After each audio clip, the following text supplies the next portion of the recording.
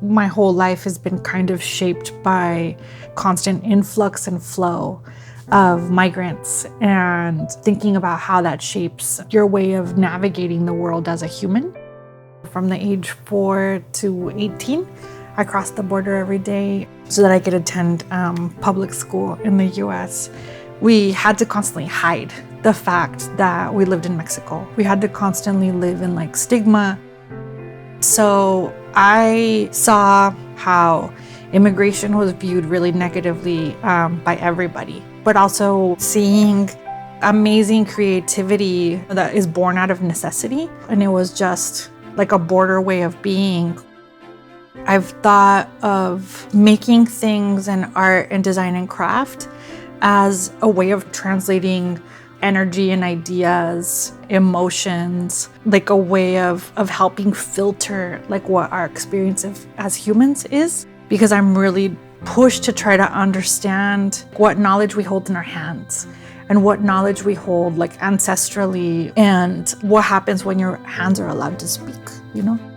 I try as much as possible to collaborate with others so that more people get brought into the fold of, you know, what is art, how do you make art, and whose story is it that gets to be told. You know, art can be used as a tool for lifting up our communities. The project is called Ambos, which stands for Art Made Between Opposite Sides. So the border people traversed the US-Mexico border and handed out these postcards asking people to make a knot and to write a little reflection. And so then we did that over 3 years. And then all of the knots that were made were tied together to make these big fiber sculptures that represented each of our communities and make visible for us that we're not going through this strange, stigmatized experience alone.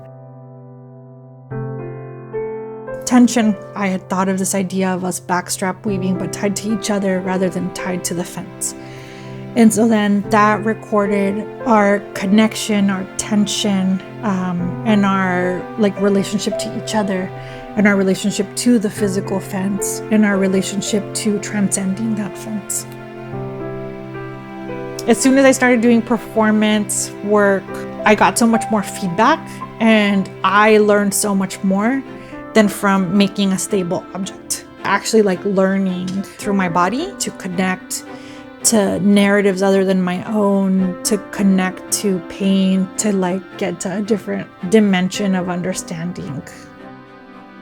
In metabolizing the border, I was thinking a lot about how do I let other people experience what it's like to view life through the filter of the border fence.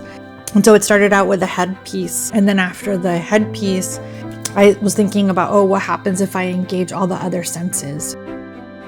I was thinking a lot about context and pain and like memory that's embedded into these materials, to see some of the narratives that we live with at the border and how we can start to break those down and learn ways of just living more humanely at the border. Art for me is anything. It's life, it's breathing. All things are porous. There has to be flow and exchange, and there has to be a flexibility and a malleability of everything. And I'm excited that I'm part of thinking that art is that open and that fluid and usable.